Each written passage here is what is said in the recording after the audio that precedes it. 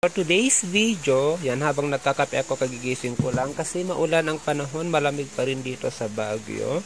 So I decided to cook dinengdeng ng Ilocano yan. Iba-iba kasi yung yung way ng pagluluto ng mga Ilocano when it comes to dinengdeng. Pero ako, kung ano yung natutunan ko sa Cagayan, yun yung lulutuin ko although nasa Baguio ako. So meron tayo dito yan, talbos ng saluyot yan. So yung saluyot, pwede din ito ilagay sa bamboo shoot, yung labong, sabi nila. Tapos we have ito, bulaklak ng kalabasa, gustong gusto ko to. So meron din tayo ditong okra, yan maliliit pa sila. Fresh to, kakukuha lang to kahapon, kaso hindi namin naluto kagabi kasi nagluto kami ng, ano ba yan? Kalimutan ko, paano tawag doon? Yan, sitaw, meron din tayo dito, ito fresh na fresh kangkong. Yan. So we have dito repolyo, kamatis, yan, carrots. Meron din tayo dito talong, ampalaya. We have also pechay at ito yung Chinese cabbage. Sabi ba nila to? Umbok tawag nila dito, di ko alam. So yan. So yun yung lulutuin natin pagdating sa dinengdeng, pero hindi ko lalagyan ng repolyo at carrots. So, yan, nasama lang. So, meron din tayo dito sibuyas, bawang. Konti na lang yung bawang. Bawang also. And yan, yung pinakamasarap na ilagay sa dinengdeng, guys, it's eto, dried shrimps. Yung iba kasi hindi nila nilalagyan ng dried shrimps. So, at the same time, maglalagay din tayo ng bagoong. So, may konti pang bagoong dito. So, kung wala namang bagoong, pwede kayong gumamit ng eto, patis. Pwede kayong gumamit ng patis. Konti lang. Yan yung tamang-tama lang sa panlasa ninyo. So, yun yung mga lulutuin ko ngayon habang umuulan. So, anong oras na ba? I think it's 10 na. So, brunch na yung bagsak nito.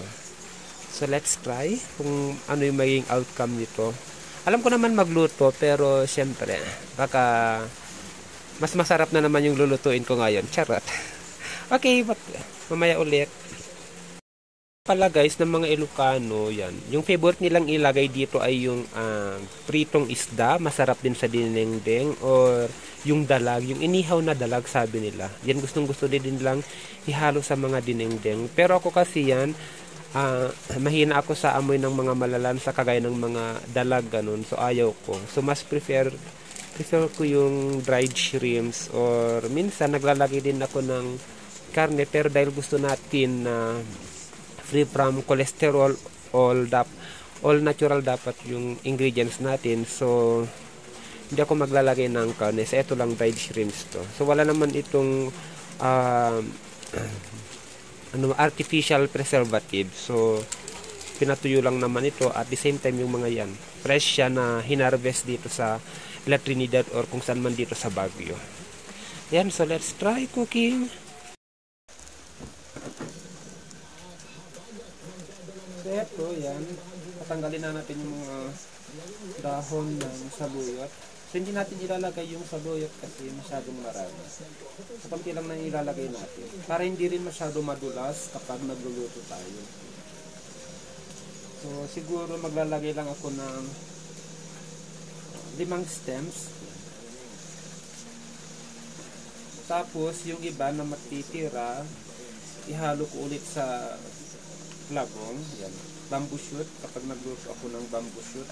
Actually, dinengdeng din yung tawag dun, kaso it's solely, ano lang siya, bamboo shoot and saluyot. Tapos, pwede din tayo maglagay ng konting mga ibang gulay like okra, ganun. Pero yung okra kasi, madulas din siya. So, kahit wala na siyang okra, basta may saluyot. O kung wala namang saluyot, yan, lagyan natin ng okra.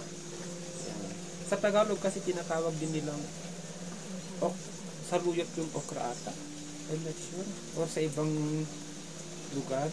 Pero sa amin kasi mag-iba yung saluyot sa okra. Umagang-umagang. Habang ko. Ito siya.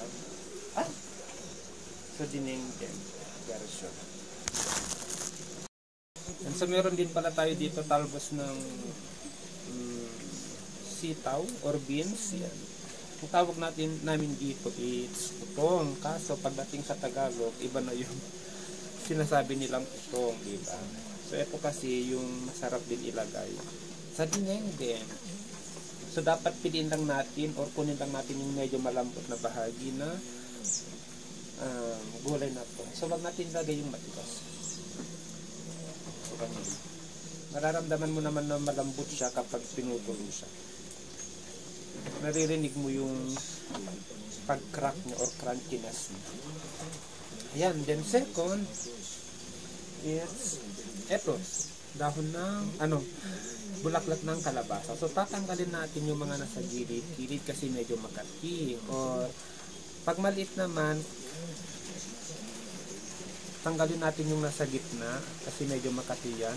So igaganon natin. So pwede din natin kunin yung stem niya, pero kung matigas hindi na. Yan, so ulitin ko, tanggalin natin yung mga nasa gilid niya. Hindi ko alam tawag doon. Tapos bubuklatin natin, ganun. Then tanggalin yung nasa gitna. So may falling grain na kasi medyo makati yan. Same, ayan. Tanggalin natin. Hiyakin, tanggalin yung fallen grain. Tapos,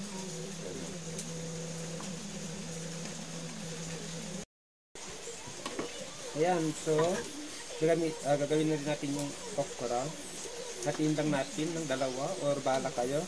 Depende kung gaano kalaki yung bunga ng okra. So tanggalin natin yung sa dulo at dulo to dulo, tapos hilain natin sa dito. Tapos mamaya hugasan natin ito. Ayan. Di ba sabi ko kanina, kung meron ng dahon ng saluyot, kahit wag nyo nang lagyan ng okra. So, pwede din naman nalagyan nyo pa rin ng okra. So, choice nyo yun, kung anong gusto nyo. Ito. Then, maglalagay din tayo ng sitaw. So, ito, dahil fresh naman siya, hugasan ko na lang mamaya, isahan ko nang tatanggalin sa dilo. Tinatanggal kasi ito. Then, hiwain natin. Paghiwa.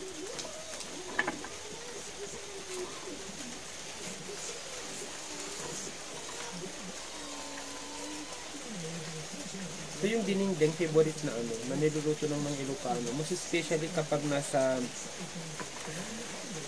bundok sila o sa bukid, basta may mga gulay pinaghalo-halo nila, that's dinengdeng. That's how creative yung mga Ilocano o yung mga ibang Pilipino na nagluluto ng dinengdeng. Pagdating sa dinengdeng, guys, huwag nyo masyadong damihan ng tubig sapagkat hindi siya masarap. Ako kasi kapag nagluluto ako ng dinengdeng, mga kalahating baso lang ng tubig ang nilalagay ko, or minsan hindi ko na nilalagyan kasi yung iba nating mga gulay, it's watery siya. It means nagproduce siya ng water kapag niluluto mo siya. So yun na yung nagiging sabaw niya. So para hindi siya masyado masabaw. Pero kung gusto nyo naman ng masabaw, pwede nyo dagdagan ng tubig, tapos templahan nyo na lang according sa pantasan niyo. Pero ako nga sabi ko, hindi ako masyado mahilig sa dinengdeng na maraming tubig. Ayaw ko. Mas gusto ko yung konti lang kasi mas malalasahan mo yung gulay. Yan. At yung mga ingredients kapag konti lang yung tubig. Sa second, hindi ko alam kung lalagyan ko pa ng ampalaya. Ay, talong. Ito, gagawin ko na yung talong. Kuha lang ako ng tubig. Dahil ipiprepare ko na yung sibuyas at bawang. Pero kung gusto nyo ng mabagong dinengdeng, damihan nyo yung bawang. Ito kasi yung nagpapabango minsan sa dinengdeng natin. Okay? Kung gusto nyo rin pala maglagay ng magic sarap, yan, okay lang din. Kung yun din kayo, dun din eksakto yung panlasa nyo. Pero kung gusto nyo naman ng all natural ingredients, gumamit na lang tayo mismo ng sugar. Ganun. Parang pang timpla, kung medyo maalat. Or, depende sa panlasa nyo when it comes to dinengdeng. Okay? Ayan, so ngayon, hiwain naman natin yung talong natin. So may tubig tayo dito. Mangkok na may tubig. So, ano yung purpose na may tubig yung mangkok? Kung saan natin nilalagay yung talong? Para, yan, habang niluluto natin yung ibang gulay, ay hindi umitim yung talong. So, ito yung talong kasi medyo mabilis siya maluto. So, hindi natin pwedeng isabay. Actually guys, sa pagluluto pala ng dinding, hindi po natin maaaring pasabay-sabayin yung mga gulay. Depende po kung ano yung mas mabilis maluto at mas matagal maluto. So, yung paghiwa ko ng talong, sinati ko lang siya into 4 sa bawat spice, ganun, maliliit lang siya. Yan.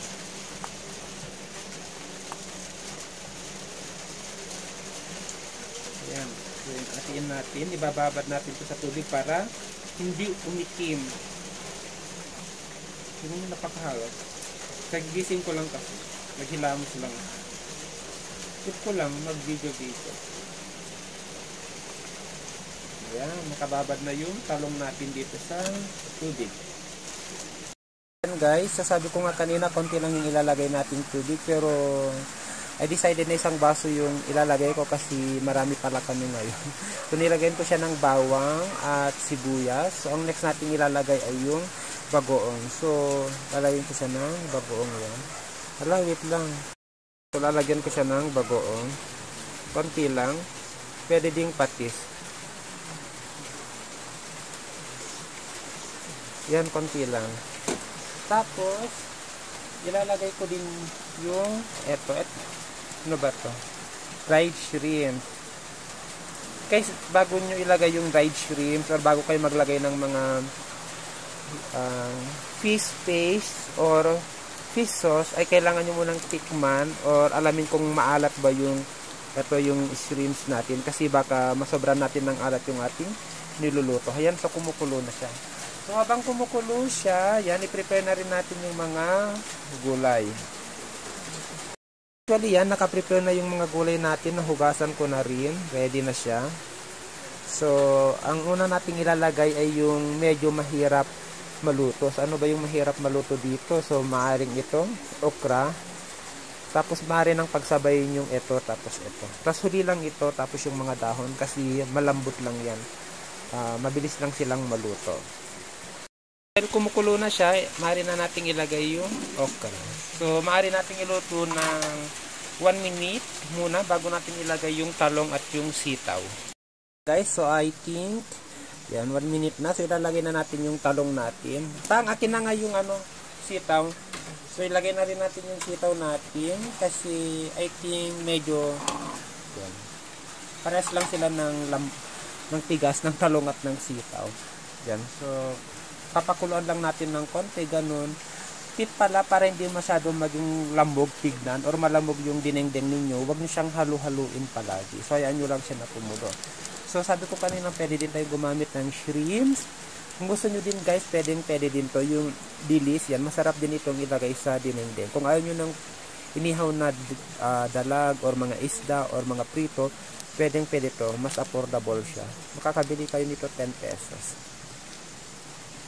Yan, sayan lang natin kumulo bago natin ilagay yung mga dahon-dahon natin.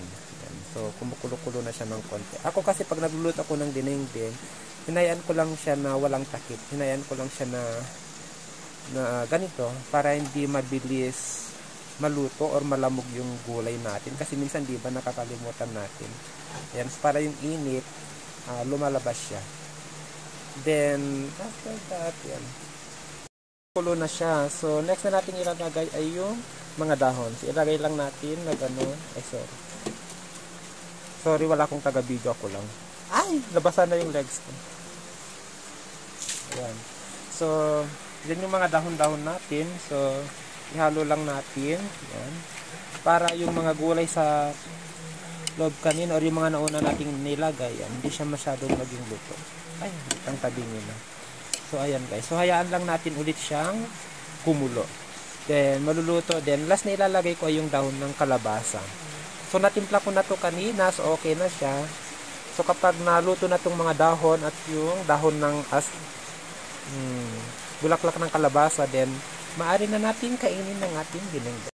Okay, so yan na po yung dinengdeng natin. So, kung makikita natin ay pinaibabaw ko lang yung dahon, mga dahon. At the same time, yung bulaklak ng kalabasa para fresh pa rin siyang tignan kapag inihain na natin. So, luto na po yung dinengdeng natin and ready to serve na. Ayan. So, kain na tayo guys. Let's see it.